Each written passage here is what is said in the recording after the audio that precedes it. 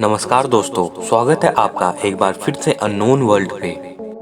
दोस्तों, आज की कहानी बहुत ही खास है क्योंकि आज की एक कहानी में हमें दो शिक्षाएं मिलेगी। पहली, अगर आपको किसी चीज में कुछ गलत लगे तो आप अपनी बात जरूर कहें। दूसरी सीख यह है कि अगर आपको कोई आपके बनाए किसी भी चीज में या फिर आपकी किसी भी हरकत को गलत कहता है तो बजाय एकदम उस पर नाराज होने के एक बार आराम से उसकी बात पर गौर जरूर कीजिएगा कि कहीं वो सही तो नहीं। तो चलिए कहानी की शुरुआत करते हैं।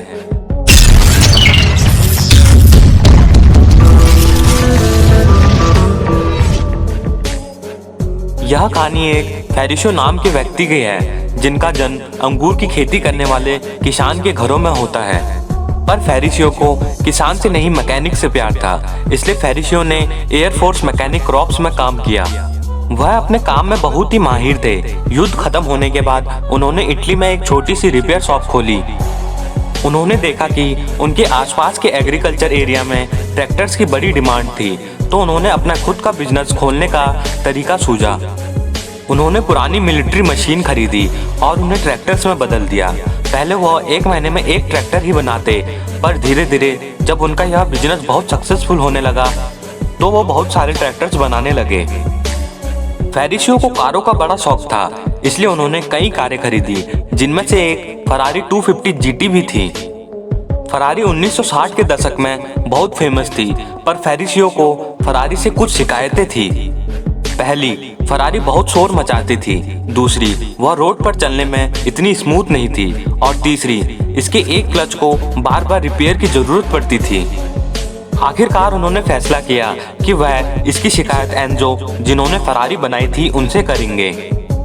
पर एंजो को एक ट्रैक्टर बनाने वाले के मुंह से अपनी कार के लिए कोई शिकायत सुनना पसंद नहीं आया। उन्होंने तो यहाँ तक कह दिया कि खराबी गाड़ी में नहीं ड्राइवर में है, इसलिए बेहतर होगा कि अगर वो अपने ट्रैक्टर पर ही ध्यान दे।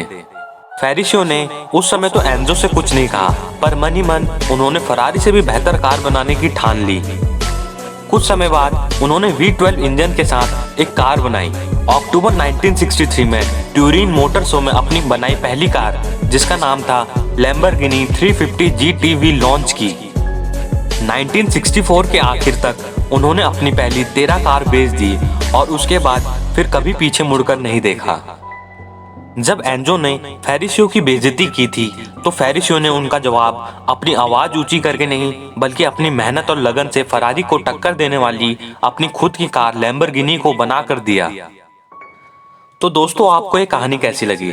अगर आपको ये कहानी अच्छी लगी तो लाइक करना ना भूले और सब्सक्राइब जरूर कर दे।